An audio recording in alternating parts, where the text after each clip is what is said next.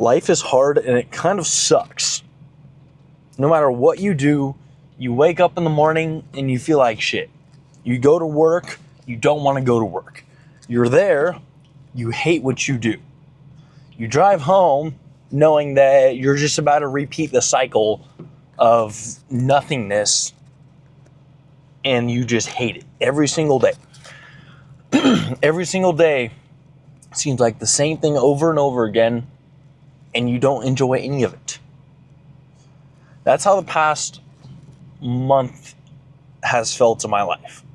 I wake up, go to work, hate being there all day, drive home knowing I'm going to have to do it all over again, and it's just like the cycle continues over and over and over again. And I try all these other little things to try to speed stuff up, to try to make life a little bit better, try to do this, try to do that, and none of it really works. It just seems like no matter what I do, it just all comes back to that same spot of I'm going to a place and I'm underpaid and I hate, and it controls my life. And I'm tired of that, so I've got to break free and I've got to change something so that I don't have to deal with that same bullshit every single day. So what am I going to do? I'm setting a goal and creating a plan to get to that goal. The new goal is to get down to 10% body fat within the next 4 weeks. That's going to be quite difficult. We should be able to do it though. I started a few days ago, so I'm going to have a YouTube video that's going to go up in about a month from now, and it's going to be documenting my progress and all the different stuff that I've done on the way, how I was eating, training, what I was taking, etc., in order to get to that goal. But at the end of the day, no matter what, going from 15% body fat that I'm at right now to 10% in 4 weeks is going to be quite difficult, no matter what you throw at yourself, because that is a huge drop really fast. But if I want to actually get out of this trap that I've gotten myself stuck into, I need to give myself something very difficult to actually work towards. That way I can feel myself slowly reeling myself out as I'm actually progressing towards a goal. But if I just continue to kind of live life how I have been and just kind of coast through and float around, nothing is really going to happen. And there's no difficulty. The only difficulty that happens is just the misery of each day. But like, there's no difficulty as in of difficulty for a goal I'm trying to achieve. It's just a difficulty of the hell that I'm living through. But if I give myself some sort of difficulty and give myself some sort of goal to actually move towards, it gives me it gives me something that I can grab onto and actually move forward in life. And then as soon as I get to that goal, of course, I'm going to have to find a new goal to set to. You know, I can always try to get leaner, but you know, you can always get so lean until you've got to go back into your bulk, and that's fine. And another muscle building phase will be great. I'll make sure I want to do a lot higher of a calorie intake on my next bulk. That way I can actually put on a whole lot more muscle mass. But so that I can actually get through this cut and actually not feel like I'm dead 24/7, I've got to have myself a well put together supplement, peptide stack, and all that good stuff. That way my brain is actually still working, because if I was to just pull out all my calories and be like, all right, we're just going to cut down real fast my body fat and try to not lose any muscle, it's probably not going to happen. I'm probably going to feel like shit. I'm probably starving, I'd be tired, have a migraine, all kinds of stuff. But since I've got that proper supplement and peptide stack kind of supporting me, I've got my NAD+, I've got my MOTS, all that stuff that's going to help with mitochondrial support, all the stuff that's going to help my brain function. It's going to help me get through this cut a whole lot easier and get through this progress a whole lot faster. So many people are like, oh, you're cheating, you're taking this stuff and that stuff. It's like, you still have to do the hard dieting. So whether or not you're taking something so that you're healthier and feel better while doing the hard dieting, it's like, why would you not?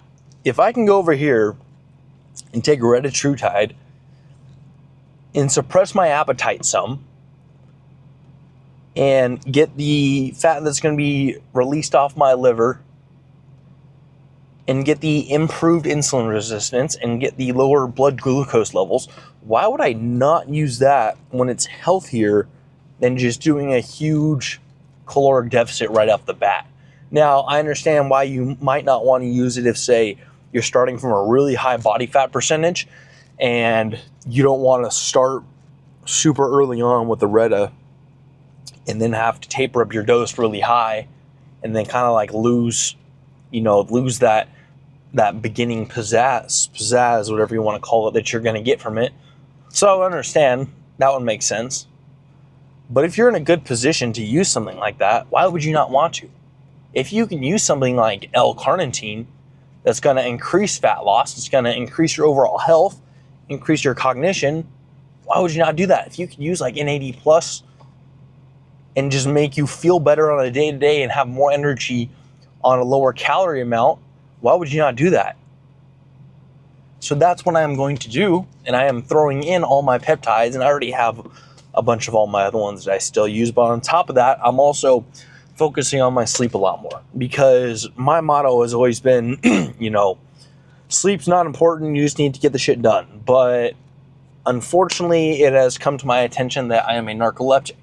So I fall asleep throughout the day randomly, and I always kind of attested this to, well, it would be worse if I didn't sleep enough, but then I went through a period of time to fix my sleep, and it never went away. I also, for a long time, I thought that I was getting carbon monoxide poisoning from a lot of my cars being catless, and then I had tested them, they weren't. So after further sleep testing, I still need to get the final test, but most likely I'm a narcoleptic. So I need to start dialing it on sleep, which is also going to help my cognition, which is also going to help my muscle building, which is also going to help my recovery. So I'm going to be focusing on sleep a little more rather than training so hard. That way my brain is working and I have a lot more willpower to be a lot more disciplined because I'm a lot better slept. And so that I know I'm sleeping better, I'm going to be cutting off my eating towards at least 4 hours before I go to bed. I can't eat anything. I went and got myself an Oura ring that I have to go pick up later from Best Buy. That way I can track my sleep and all that other stuff. That way I can see how well I slept so that I know if I didn't sleep good this day, okay, let's focus on doing this and that rather than those things, so that I can constantly make sure I'm getting the proper sleep, so that I have the most cognition, so that I feel the best, so that I'm the healthiest. Because otherwise, if I'm just destroying my health in order to get somewhere, if I'm destroying my health in order to achieve this goal, and by the time I achieve the goal, then I'm extremely unhealthy and feel like shit, then what's the point? But if I can achieve this goal while at the same time being extremely healthy, then that makes so much more sense. It's just like the people that run a big cycle but then don't get their blood work. It's like, how stupid are you? You're going to run a big cycle because you want to hit this goal, but you're not going to do your blood work and you're not going to take all your ancillaries so that you know you're healthy. It's like, you can do both things. You can be healthy and do the cycle. But if you're not looking at your stuff, if you're not taking your supplements, that doesn't just mean that the problems go away. That just means you don't know the problems and you can't fix them. And then now you're that guy when he's old or whatever that says, oh, I regret doing this, I regret doing that. But if you actually design things well and design your life so that you do this at this time, you take this for that, you do this for that, and everything is all organized, it all works out so much better. But if you just continue fucking off, nothing really happens. And then you just run in circles like I've been for the past month, it feels like. And then you get nowhere and you feel like you spent all this energy and then you realize you did a whole lot of nothing. Now, in my case, I'm recovering from an injury still, so I wasn't exactly running in circles. I was running in circles due to an injury that I couldn't walk. But besides the point, that completely threw me off my trajectory, and I've got to get myself back on track. So this is what I'm doing to get back on track. Leaning down, focusing on my sleep, getting dialed on the supplements, the peptides, the whole 9 yards. I'm going to get my blood work in a couple weeks, make sure I'm all healthy, and we are going to push to make sure I can get that physique that I want, that I can get back down to that 10% body fat, so that I can maybe even potentially build a little muscle during that period. And then as soon as that is over, my goal for the next bulk is to focus on my legs and to actually get those matching with my upper body. Because since I have my spine injury, and since I have that pinched nerve in my spine, I don't train legs nearly as hard as other people would, because I run the risk of herniating a disc or causing this one that might be leaking to leak even more and all this other stuff. So I am also potentially looking at having to get back surgery, and if I happen to end up doing that, then that actually might be a good thing, because then I'll get like a silicone disc or something put in there, and then I won't have to worry about any of those problems. But with that pinched nerve being in there, technically I should be training my legs more, because when you're pinching a nerve that is controlling your legs, you're basically signaling to your body to have muscle atrophy and to go more, what's the word? Why can't catabolic rather than anabolic? So while my upper body's growing, my lower body is literally shrinking. And that's not a fun thing to know that's happening. So for the next bulk, I need to focus on mostly growing my legs. I'm gonna have to put my upper body on the back burner a little bit.